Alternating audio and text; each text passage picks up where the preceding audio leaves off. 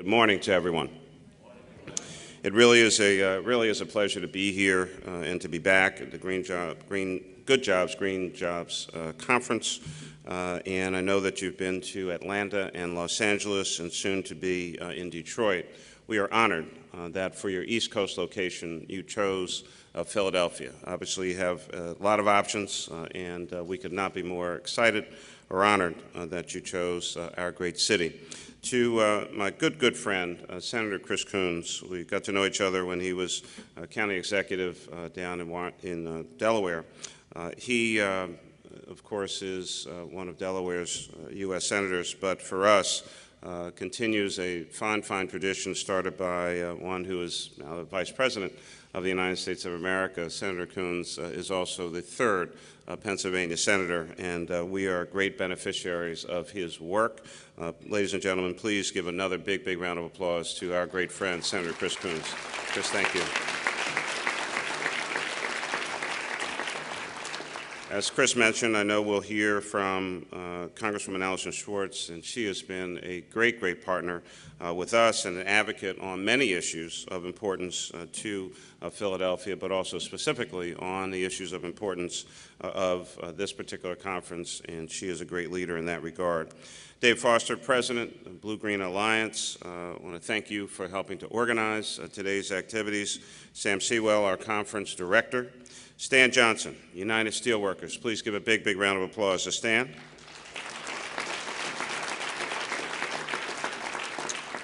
Pat Eiding, who's a tremendous leader of our Philadelphia AFL-CIO and also a member of the Philadelphia City Planning Commission.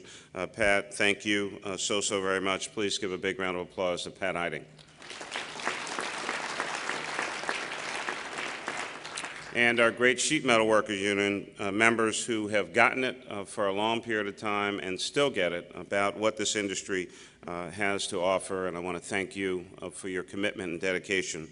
And all of our other dignitaries and leaders who are present. Welcome to Philadelphia, as we often refer to it as the city of brotherly love and sisterly affection. We are excited again that you are here and that you're having your East Coast Conference here in our city. With the strong local, and regional, and even national support from leaders who are here and our partners, we are all committed to a safer, healthier, and more prosperous future for Philadelphia, for Pennsylvania, our region, and of course, for America. We're working hard together to better understand and to strategically grow our clean economy. This conference knows the importance of good, family-sustaining jobs that will help to grow our economy. It's also critical that we explore and examine and reevaluate how to create those jobs on a daily basis. Let me talk a little bit about Philadelphia. I'd like to talk to you this morning about Philadelphia in the context of a case study in the emerging and changing landscape in the clean and green economy. Philadelphia was once, of course, the big manufacturing and factory mecca. We made everything from rail cars to television to Stetson hats and garments. But in the 1950s, as we transitioned into the 60s, 2 million people in terms of population, some of that population and industry was already starting to leave. Population began to decline, and many of the remnants of Philadelphia's industrial past are still here with us. Today, Philadelphia is actually experiencing a revival. Our population has started to grow. In the 2010 census, we showed population growth for the first time in 60 years. And so, as we move forward to have a strong and vibrant economy that is stabilized by our great presence in the education and medicine and hospitality fields, but there are also new sectors that I want to talk about here this morning. The truth is clear, though. People want to live in cities. They want to be in Philadelphia. They want to be in many cities and metro areas all across the country. They want to enjoy the richness of our cultural venues and our many urban amenities. We're one of the most walkable cities in the United States of America, great diversity in our neighborhoods, and vibrant commercial corridors. We have an enviable public transportation system, the largest urban park system in the United States of America. We're among the highest in bike commuters and one of the lowest car ownership rates in the country. We're confronting our challenges while promoting our strengths and looking forward to a bright future for this great city of Philadelphia. I believe that as a city and a region, we are well positioned to thrive in an era when people want to be back home in their urban centers.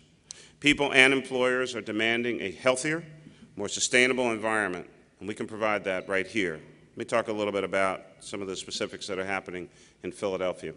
When reimagining their corporate headquarters, GlaxoSmithKline decided not only to stay in Philadelphia, but they also decided to build a LEED Platinum certified building, reduce their overall square footage, and go down to the repurposed Philadelphia Navy Yard. The University of Pennsylvania recently unveiled Penn Park on the Schuylkill, 24 acres of new open green space that will be used to attract not only students, but also folks in the neighborhood and provide active open space right in the middle of our city. And as we increase the number of LEED certified and Energy Star buildings, new construction is all moving in that direction. Cities are moving to the forefront of the clean and green movement, and they're proving that the urban environment is, in fact, sustainable. It's in this context that my administration set out to be the #1 green city in the United States of America. And Robin mentioned that. And the little backstory on that is, as I was campaigning for mayor in 2007, I thought that this was an important issue and actually became one of the biggest campaign issues in the city during the 2007 mayoral race. When I announced on Inauguration Day, the first one, in January of 2008, that Philadelphia would be the #1 green city in America, there was only one real challenge to that. We didn't actually have a plan, but we announced it. And so from 2007 into 2008, as I came into office and we finally released what is now GreenWorks Philadelphia in 2009, that's our comprehensive strategy to integrate the values of sustainability into every component, into every area, into every corner of our city government and our city life. It's both about sustainability and economic development. We started to look at things that we were doing, money that we were spending, and then challenging ourselves to do things that much better. And as a city government, we may not be able to completely transform the marketplace on our own, but we can still play a major role. Through our policies, programs, and investments, we can begin to shift the way business is being done in Philadelphia. GreenWorks has a detailed set of 15 measurable goals and over 200 targeted initiatives that we will achieve by 2015. They include reducing our city energy costs and consumption, both in the city government and the city at large, promoting renewable energy, improving our air quality, reducing solid waste, greening our neighborhoods with trees and open space, controlling stormwater with green infrastructure, and increasing access to healthy food all across Philadelphia. In each step along the way, creating low, medium, and high-skilled clean energy jobs for people all across our great city. And since 2009, we've made significant gains in implementing our goals. Our recycling efforts have gone from a waste diversion rate when I came into office of about 6% to now upwards of 20%. Working with our Philadelphia City Council, we now require all new large construction and renovation projects of city-owned buildings to meet LEED Silver certification standards. We're investing $12 million in energy efficiency in our 4 large downtown office buildings. That would be the little one down the street with Billy Penn on the top, the Criminal Justice Center, the Municipal Services Building, and 1 Parkway, 4 of the biggest energy users of our over 400 buildings in our city inventory. City planning is embracing sustainability as a core value. Sustainability principles are part of our new modern zoning code. We just revamped our zoning code, first time in 50 years. Here in Philadelphia, we like to think about things for a little while before we make drastic steps, and so we finally gotten to that. We've released a new comprehensive plan, Philadelphia 2035, that will guide our growth and development over the course of the next 20 to 30 years. It firmly embraces sustainability planning and climate resiliency. Through EnergyWorks, we've developed one of the most successful models for energy efficiency lending in the country. And EnergyWorks is a program that is actually a 5-county strategy of pulling together Philadelphia, Bucks, Chester, Delaware, and Montgomery counties to support energy efficiency retrofits in residential and commercial buildings. We're hoping to, of course, work with our Commonwealth of Pennsylvania as we provide, again, more economic opportunities for certified contractors to do that work across the 5 counties.